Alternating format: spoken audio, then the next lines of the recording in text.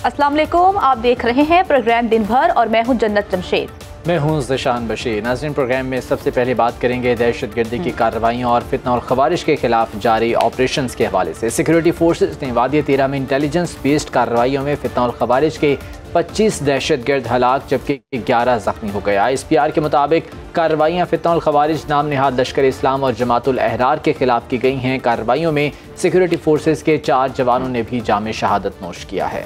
बिल्कुल, ये अफसोसनाक अटैक हुआ था जिसका बड़ा दलेरी से हमारे जो जवान हैं उन्होंने सामना किया और अब तक बताया जा रहा है कि 25 दहशतगर्द जहन्नुम वासिल हो गए हैं। गुज़श्ता रोज़ बलूचिस्तान में कलदम अस्करियत पसंद तंजीम बलोच लिबरेशन आर्मी के एक ही दिन में मूसा खेल, मस्तूंग, बोलान और कल्लात में हमलों से 40 अफराद जाँ बहक हो गए थे। सिक्योरिटी फोर्सेज की जवाबी कार्रवाई में अब तक बताया जा रहा है कि 25 दहशतगर्द हलाक हुए हैं। वफाकी काबीना इजलास से खिताब करते हुए वज़ीर आज़म शहबाज शरीफ ने कहा कि पाकिस्तान के आइन और सब्ज़ हिलाली परचम को तस्लीम करने वालों से बातचीत के रास्ते खुले हैं, मगर दहशतगर्द दुश्मनों के साथ न बातचीत हो सकती है और न ही नर्म रवैया इख्तियार किया जा सकता है। वज़ीर आज़म शहबाज शरीफ का कहना है कि चंद दिनों में दहशतगर्दी के अंदोनाक वाक़यात हुए। हालिया दहशतगर्दी के वाक़यात में 50 से ज़ायद शहरी और सिक्योरिटी फोर्सेज के एहलकार हुए शहीद। उन्होंने गुफ्तगू करते हुए मजीद क्या कहा, आप भी सुनिए। बेगुनाह पाकिस्तानियों को शहीद करके दहशतगर्द अपनी धाक बिठा सकते हैं। मैं समझता हूँ कि इनकी बहुत बड़ी गलतफहमी है। नापाक जो इनके अज़ाइम हैं उसका वाहिद मकसद ये है पाकिस्तान के अंदर तरक्की के सफ़र को रोका जा सके। CPEC China Pakistan economic corridor के तहत जो बलूचिस्तान में और पाकिस्तान के दूसरे हिस्सों में जो मंसूबे चल रहे हैं उनको रोका जा सके और पाकिस्तान और चीन के दरमियान फासले पैदा किए जा सके। लेकिन इस दहशतगर्दी को ख़त्म करने का अब वक्त आ पहुंचा है और इसके लिए जो कुर्बानियाँ दी गई हैं और दी जा रही हैं वो रायगा नहीं जाएंगी इंशाअल्लाह। जबकि वफाकी वज़ीर दाखिला बलूचिस्तान पहुँच गए। वज़ीर दाखिला मोहसिन नकवी का कहना है कि दहशतगर्दी के वाक़यात का सद्देबाब करेंगे। सूबे में दहशतगर्दों के खिलाफ किसी ऑपरेशन की ज़रूरत नहीं, ये सिर्फ एक SHO की मार है। मज़ीद क्या कहा, आप भी देखिए। ऐसे वाक़यात जो हैं वो काबिल बर्दाश्त बिल्कुल नहीं है और हम लोग मिलकर इंशाअल्लाह ताला इन तमाम चीज़ों का सद्देबाब करेंगे। और जो लोग ये सोच रहे हैं कि ये इन वाक़यात से हमें डरा सकते हैं या अपना कोई मैसेज दे सकते हैं, उनको बहुत जल्द एक अच्छा मैसेज मिल जाएगा। जो दहशतगर्दों ने हमला किया है बिल्कुल किया है, छुप के किया है ना, किसी ऑपरेशन की कोई ज़रूरत नहीं है, ये एक SHO की मार है। तो वफाकी वज़ीर दाखिला की गुफ्तगू आपने सुनी। इसी तमाम तर मामले पर बात करने के लिए हमारे साथ मौजूद हैं सैयद मोहम्मद अली साहब, माहिर हैं कौमी सलामती उमूर के। सैयद मोहम्मद अली साहब, बहुत शुक्रिया दिन भर को वक्त देने के लिए। सर, आप भी बिल्कुल बाखबर होंगे कि बलूचिस्तान में सिक्योरिटी की क्या सूरत हाल है, लेकिन ज़्यादा जो तशवीशनाक अमर वो ये है कि जो पाकिस्तानी इसमें शहीद हुए हैं उनके शनाख्ती कार्ड्स देखकर उन्हें जो है शहीद किया गया, कत्ल किया गया, मारा गया। आपको क्या लगता है कि ऑपरेशंस तो जारी हैं, जो हमारे जवान हैं वो तो दलेरी से मुकाबला कर रहे हैं, लेकिन लिसानियत को ख़त्म करने के लिए मज़ीद क्या इक़दाम करने की ज़रूरत है कि इस तरह के वाक़यात ना हों? बहुत शुक्रिया जी।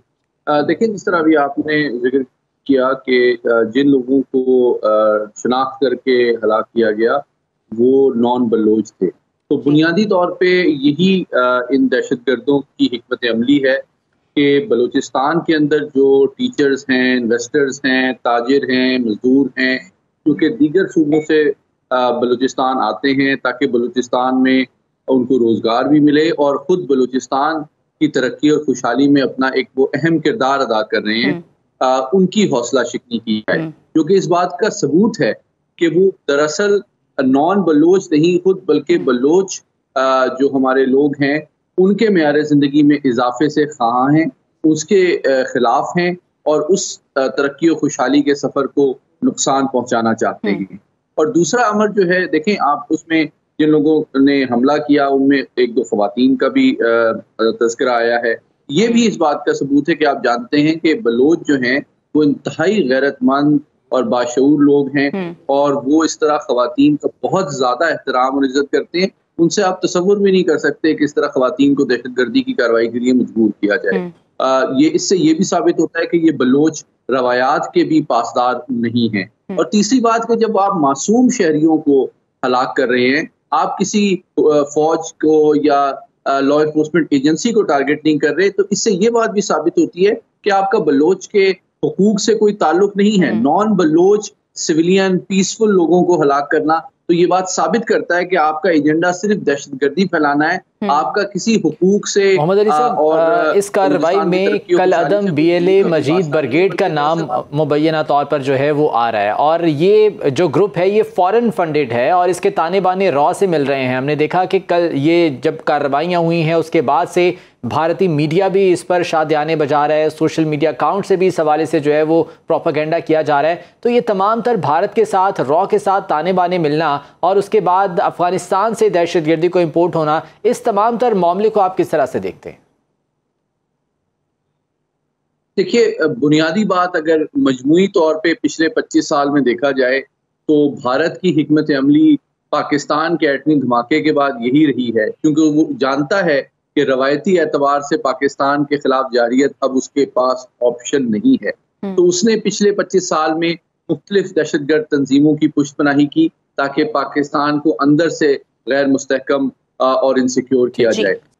तो नाज़रीन, प्रोग्राम में आगे बढ़ते हैं और कुछ बात कर लेते हैं मौसम की कि आज सिंध, शिमाल मशरकी जनूबी बलोचिस्तान, KP पंजाब, खिता पोटोहार, इस्लामाबाद कश्मीर और गिलगित बल्तिस्तान में तेज़ हवाओं के साथ गरज चमक के साथ बारिश होगी। कहीं कहीं आंधी चलने और शदीद मूसलाधार बारिशों की भी तवक्को है। नेशनल डिजास्टर मैनेजमेंट अथॉरिटी ने पंजाब और KP में आज और कल गरज चमक के साथ शदीद बारिशों, दरियाओं, नदी नालों में तुग़यानी का अलर्ट जारी कर दिया है। इस्लामाबाद और रावलपिंडी समेत पंजाब के मुतादिद अजला में अर्बन फ्लडिंग का खदशा है। सियालकोट, गुजरावाला, शेखुपुरा, कसूर, सरगोदा, फैसलाबाद और मुल्तान के नशेबी इलाकों में भी सैलाब का खदशा है। इसके अलावा खैबर पख्तूनख्वा में सवात, दीर, मर्दान, कोहिस्तान, मुनेर, गलियात, पेशावर, सवाबी, कोहाट, करक और लकी मरवत के नदी नालों में भी बहाव में इजाफे का इम्कान है। आज से 29 अगस्त के दौरान कराची, ठट्ठा, बदीन, सजावल, उमरठी, मीरपुर खास, सखर, सांगड़ और सिंध के दीगर मकामात पर मामूल से तेज़ मूसलाधार बारिश का इम्कान है। महकमे मौसमियात ने सिंध और बलूचिस्तान के माहीगीरों को आज से 30 अगस्त तक समंदर में ना जाने का मशवरा दिया है। कराची के मुख्तलिफ इलाकों में गरज चमक और तेज़ हवाओं के साथ मूसलाधार बारिश का इम्कान है। सूबाई हुकूमत ने तमाम तर तैयारियाँ मुकम्मल कर ली हैं। इस सिलसिले में मुर्तज़ा वहाब ने मीडिया से बात की, उनका क्या कहना था आपको दिखाते हैं। मैं शहरियों से सिर्फ गुजारिश ये करूँगा कि वो अपनी इंतज़ामिया का साथ दें, गैर ज़रूरी तौर पर अपने घरों से ना निकलें, और ये जो चैलेंज है जो अगले 3, 4, 5 रोज़ जारी रहेगा कराची शहर में, इसको निमटने में, काबू पाने में, कंट्रोल करने में अपनी शहरी इंतज़ामिया का, अपनी हुकूमत का साथ दें। तमाम इंतज़ामिया, म्यूनसिपल स्टाफ जो है वो सड़कों पर होगा, ग्राउंड पर होगा और लोगों की खिदमत करने में मसरूफ़ होगा। तो कराची की इंतजामिया तो दावे कर रही है कि तमाम तर तैयारियां मुकम्मल हैं। इसी पर ही बात करने के लिए हमारे नुमाइंदे अरबाब अली चांडियो हमारे साथ मौजूद हैं, उन्हें भी शामिल गुफ्तगू करते हैं। अरबाब, सबसे पहले तो बताइएगा कि कराची में मौसम कैसा है और महकमे मौसमियात का मजीद क्या कहना है कि कब तक मानसून के नए स्पेल का आगाज हो जाएगा? जी, शहर कायद में बरसात का सिलसिला जारी है, कहीं हल्की तो कहीं जोरदार बारिश इस वक्त भी शहर के मुख्तलिफ इलाकों में हो रही है। जहां पर मैं इस वक्त मौजूद हुई वहां भी हल्की बारिश का सिलसिला जारी है, जिसकी वजह से अपर पहनकर आपके सामने आए हैं। मजमूई तौर पर शहर कायद में रात से ही गरज चमक के साथ जोरदार तूफानी हवाओं के साथ बारिश का सिलसिला शुरू हो चुका है। इसी बारिश के नतीजे में खुसूसन शहर के जो बलीर का इलाका है, सुपर हाईवे, नेशनल हाईवे, बैरिया टाउन और मुख्तलिफ इलाके, वहाँ तो गरज चमक के साथ जोरदार बरसात हुई है और उस बरसात ने अपने रंग भी दिखाना शुरू कर दिए। कई मुख्तलिफ इलाकों में जो है बारिश के नतीजे में पानी जमा होने की वजह से लोगों को दुश्वारी का सामना है, और जैसे ही महकमा मौसमियात की जानिब से, महकमा KMC की जानिब से और इसके साथ सिंध हुकूमत के मुख्तलिफ इदारों की जानिब से जैसे ही ये बताया गया है कि 200 मिलीमीटर तक बारिश होगी, उस बारिश के नतीजे में जो तबाही माजी में हुई है, इससे शहरी ज़्यादा परेशान अब से होना शुरू हो गए, क्योंकि खुदा की कुदरत है, या तो बरसात होती नहीं थी, अब हो रही है। तो फिर हालांकि ये बरसात सिर्फ शहर कायद में नहीं, मुख्तलिफ शहरों में पड़ती है, वहाँ ऐसी सूरत पैदा नहीं होती। अच्छा, अरबाब ने बताएगा कि कराची हुकूमत ने सिंध में रेन इमरजेंसी तो नाफिज कर दी है, लेकिन फील्ड में इंतजामात कैसे हैं? जी हाँ, जो सवाल आपने पूछा है वो लोगों के जहनों में भी है कि माजी में तो ऐसा कहा गया है तमाम इदारों की जानिब से कि जी वो हमने बड़े इंतजामात किए हैं, शानदार इंतजामात किए हैं, नालों की सफाइयाँ कर दी गई हैं, अभी भी दावा किया गया है कि 70% नाले की सफाई कर दी गई है। रेन इमरजेंसी का ऐलान कर दिया गया है। इस रेन इमरजेंसी के नतीजे में जो है वो मुख्तलिफ महकमों को अलर्ट कर दिया गया है। लेकिन इस वक्त आप देख सकते हैं ये KMC है, आप देख सकते हैं ये बिल्डिंग है KMC है, वहाँ घड़ी भी है, ये KMC की बिल्डिंग है। आप इस वक्त इसी KMC की बिल्डिंग के नीचे अगर आप देख सकते हैं तो ये नाला है। इस नाले की सूरत हाल आप देख सकते हैं। दावा किया गया है कि 70% नालों की सफाई हो चुकी है। दावे तो मुख्तलिफ इदारे करते हैं और दावों का एक सबब यह भी है कि इस नाले की कोई दीवार भी नहीं है। आप देख सकते हैं यहाँ पर इस नाले की कोई दीवार भी नहीं है। अल्लाह खैर करेगा और अल्लाह उनको नेकी देगा जो दावे कर रहे हैं कि इस दफ़ा अगर 200 मिलीमीटर बारिश हुई तो वो उन्होंने अच्छे इंतजाम किए हैं। अल्लाह करे कि उनके इन वायदों पर वो खुद भी अमल करें और शहरियों को मजीद अजाब से बचाने में अल्लाह साईं के बाद ये भी मदद करे। जी ठीक है। कराची से हमारे नुमाइंदे अरबाब अली चांडियो हमें बता रहे थे कि क्या इंतजाम किए गए हैं इंतजामिया की जानिब से। कराची के बाद रुख करते हैं इस्लामाबाद का और अब बात करते हैं कि इस्लामाबाद का मौसम कैसा है और वहाँ पर क्या तैयारियाँ की जा रही हैं। समन गुल हमारे साथ मौजूद हैं। समन, सबसे पहले तो बताइएगा कि मौसम कैसा है वहाँ पर और इंतजामिया मुतहरिक है बारिशों से निमटने के लिए। जी बिल्कुल, वफाकी दारुल-हुकूमत इस्लामाबाद के मौसम की बात कर लीजिए तो कल रात से वक्फे से बारिश का सिलसिला जारी है जिससे मौसम ज़्यादा खुशगवार हो गया है। आज सुबह से भी मूसलाधार बारिशें हुई, चंद मकामात पर हल्की बारिश हुई, चंद मकामात पर तेज़ बारिश हुई है जिससे मौसम काफ़ी ज़्यादा खुशगवार हो गया है।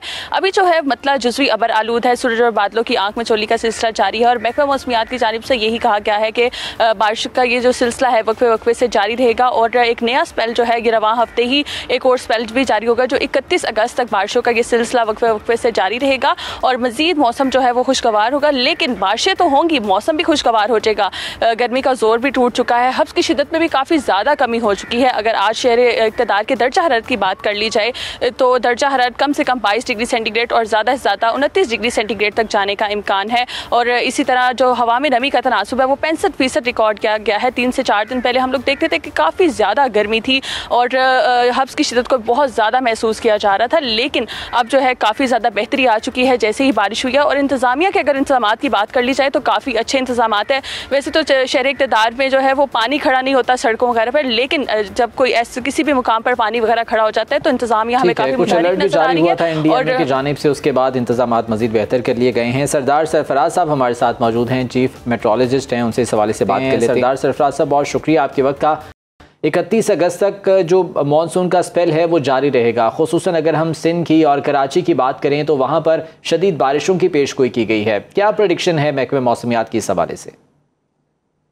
जी बहुत शुक्रिया। देखिए ये हवा का शदीद कम दबाव जिसे डीप डिप्रेशन कैटेगरी में है इस वक्त, ये भारतीय नॉर्थ गुजरात पर मौजूद है जो कराची से उसका फासला कोई तकरीबन 470-480 किलोमीटर बनता है।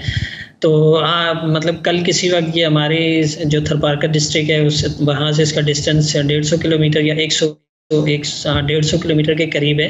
तो कल किसी वक्त ये समझ लें कि हमारे एरिया के ऊपर इसका ज़्यादा असरात आना शुरू। प्रोग्राम में आगे बढ़ते हैं और बात करते हैं कि यूटिलिटी स्टोर्स की बंदिश के खिलाफ मुलाजमीन का एहतजाज वफाकी दारुल-हुकूमत इस्लामाबाद में आज दूसरे रोज़ भी जारी है। यूटिलिटी स्टोर्स कॉरपोरेशन की बंदिश के मुतवक्के फैसले से मुल्क भर में यूटिलिटी स्टोर से वाबस्ता 11,000 मुलाजमीन तो बेरोजगार होंगे, साथ में मुल्क भर में सतह गुर्बत से नीचे बसने वाले अवाम जिन्हें यूटिलिटी स्टोर से खाने पीने की बुनियादी अशिया जो सस्ते दामों दस्तियाब थी वो भी मुतासिर होंगे। इस पर आयशा मुनव्वर ने एक स्पेशल रिपोर्ट तैयार की है, वो देखते हैं। हुकूमत ने अशिया पर सब्सिडी पहले ही ख़त्म कर दी थी, गरीब आवाम के रिलीफ तो ख़त्म कर ही चुकी थी। अब ये फैसला किया गया है कि यूटिलिटी स्टोर्स को बंद किया जाएगा। जब यूटिलिटी स्टोर को बंद किया जाएगा गरीब आवाम तो मुश्किलात का शिकार होगी ही, लेकिन यहाँ पर जो काम करने वाले मुलाजिमीन हैं जिनकी तादाद तकरीबन 14,000 से भी ज़्यादा है वो बेरोज़गार हो जाएंगे। इसके साथ ही हुकूमत ने यहाँ पर काम करने वाले और यूटिलिटी स्टोर्स को सिर्फ और सिर्फ 2 हफ्ते का वक्त दिया है कि वो अपने लेन देन कंपनियों के साथ निपटा सकें। इस वक्त मैं यूटिलिटी स्टोर में मौजूद हूँ, यहाँ पर हम मुलाजिमीन से बात करेंगे और यहाँ पर आए हुए आवाम से भी जानेंगे कि वो हुकूमत की इस फैसले को कैसे देखते हैं और हुकूमत से क्या अपील करना चाहते हैं। हुकूमत ने जैसे फैसला किया है कि यूटिलिटी स्टोर्स जो हैं वो बंद कर दिए जाएंगे, तो आप इस फैसले को कैसे देखते हैं? इससे बहुत से लोगों को फ़ायदा हो रहा था, सब्सिडी ख़त्म कर दिया है। जैसे आप देख लें आटा था, जब ये बंद हो जाएगा तो गरीब आवाम तो और पिस जाएगी।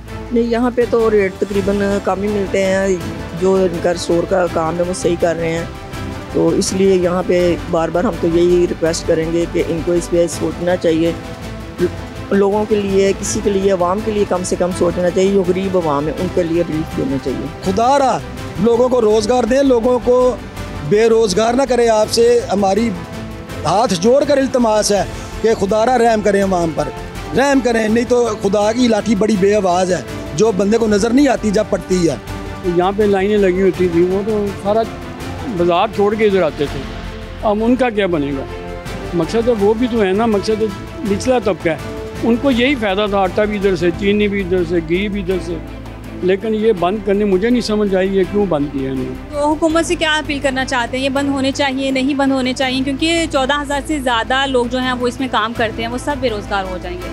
जी ये हुकूमत से तो यही अपील है कि ना बंद करें, जिसकी वजह से अगर वो बंद करेंगे तो 14,000 मुलाजिम बेरोज़गार हो जाएंगे। आगे पाकिस्तान के हालात आपको पता कैसे हैं, तो हुकूमत से सिर्फ यही अपील कर सकते हैं कि ना बंद करें।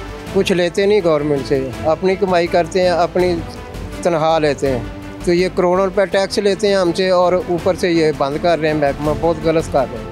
तो कस्टमर भी अच्छी बेचैनी में है, कस्टमर भी आगे कंप्लेन कर रहे हैं, ये गवर्नमेंट अच्छा नहीं कर रही। रिक्वेस्ट ही कर सकते हैं हुकूमत से कि ऐसा ना करें। हमारे आगे से बच्चे भी हैं और 14,000 एम्प्लॉय हैं, उनके भी आगे से बच्चे हैं, तो हमारे पे रहम खाएं।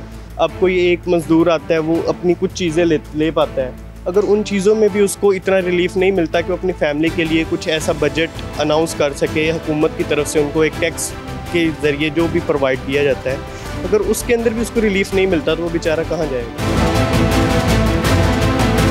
महंगाई के दौर में गरीब आवाम के लिए यूटिलिटी स्टोर से अशिया खुरोनोश खरीदना किसी नेमत से कम नहीं, और वो नेमत भी अब इनसे छीने जाने का फैसला किया जा रहा है। हमने आवाम से बात की और यहाँ के मुलाजमीन से बात की जो कि बहुत परेशान, पैनिक दिखाई दिए कि अगर यूटिलिटी स्टोर्स बंद कर दिए जाते हैं तो आवाम कहाँ जाएगी, कैसे रोज़गार तलाश करेगी। और उन सब की हुकूमत से यही अपील है कि काइंडली इस फैसले पर नज़रसानी की जाए।